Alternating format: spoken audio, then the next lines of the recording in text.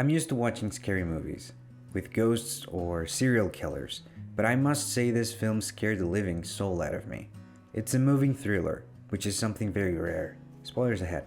The Society of the Snow, or La Sociedad de la Nieve, is a movie based on a real tragic event that happened in the Andes Mountains back in the 70s. But from the start, just knowing that fact makes it 100 times more terrifying. One might think it would be similar to the series Mayday from Nat Geo, which was a little frightening too, I'm not gonna lie, but it's not. The film is shocking, yes, but it delves into the characters, the people suffering this curse. It ensures that as the movie progresses, every death feels more personal. The acting is stellar, the visual effects, the props are top tier. Everything looks and feels real. One can't help but imagine oneself in such a situation, you know. It's just nightmare fuel. Of course, what everyone talks about is the fact that the survivors had to eat the dead. That is absolutely haunting, yes. But it's clear that was the only way they could survive, eating their friends and family. It almost feels like a work of fiction. But when we remember that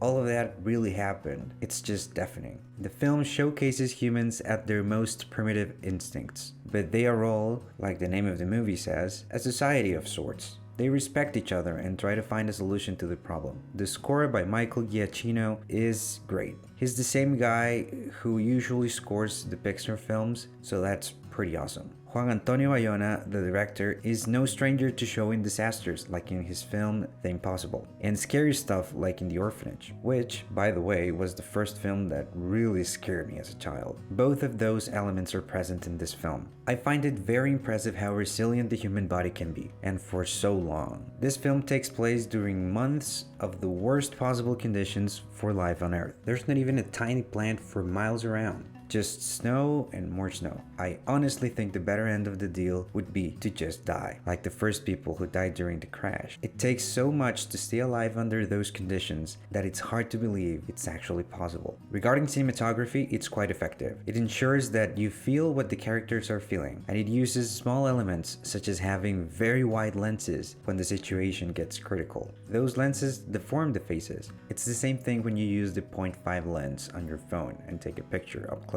Overall, The Society of the Snow is a frightening yet moving film. It shows us the resilience of humans, but also the not so pretty part of actually surviving, which is doing whatever it takes, even if that means having to take extreme measures. I can't find a better example for desperate times call for desperate measures. I'm sure that if you take a flight soon, you'll be feeling a little weird. I would also like to point out that this happened during the 70s, and now we have much better technology, satellite imaging, and communications. That's still not a guarantee, but I'm sure it's better than what these people were working with. Also, now apparently, because of climate change, those same mountains have a lot less snow, so chances are you wouldn't even survive on the first crash. If you don't mind the subtitles, please consider watching it in Spanish. The actors' performances are quite good. I'm also happy to see films in Spanish, with Latin American actors getting more mainstream traction. As always, thank you for watching. See you next time.